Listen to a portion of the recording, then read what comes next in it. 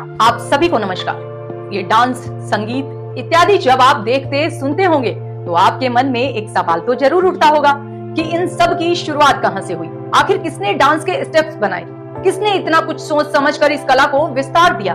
तो आज मैं दिव्या आपको ब्राह्मण शिरोमणि के इस एपिसोड में बताऊंगी कि इन सब की शुरुआत कहां से हुई। यह कथा है भरत मुनि की। भरत मुनि एक महान ब्राह्मण आचार्य थे। उन्हें भारतीय नाट्य और काव्य शास्त्र का आदि आचार्य माना जाता है।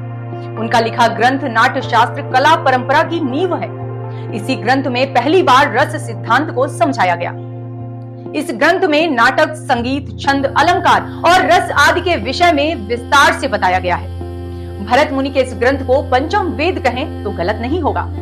नाट्य शास्त्र में यह भी बताया गया है कि मंच कैसा हो, अभिनेता कैसे चले, मंच पर भाव कैसे दिखें और भी बहुत कुछ। भरत मुनि साफ कहते हैं, ऐसा कोई ज्ञान नहीं, कोई कला नहीं जो नाट्य में न हो। विद्वानों का मत है कि भरत मुनि रचित पूरा नाट्य शास्त्र अब उपलब्ध नहीं है। वर्तमान में उपलब्ध नाट्य शास्त्र में 36 अध्याय तथा 6000 श्लोक हैं। पहले अध्याय में इस ग्रंथ की उत्पत्ति कैसे हुई इसका वर्णन है।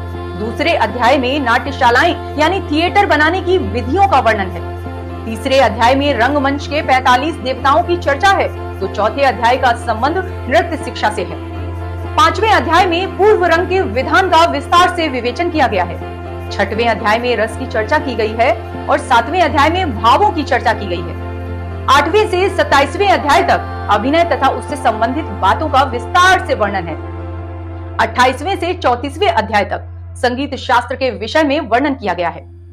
35वें अध्याय में मंच पर सामने तथा नेपथ्य में कार्य करने वाले का वर्णन है। 36वां अध्याय अंतिम अध्याय है।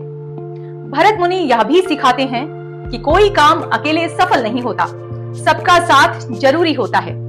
भरत मुनि के इसी विचार के साथ हम आपसे विदा लेते हैं। अगली बार फिर मिलेंगे किसी और ब्राह्मण शिरोमणि की अनमोल गाथा लेकर, क्योंकि यह सिर्फ इतिहास नहीं हमारी पहचान है।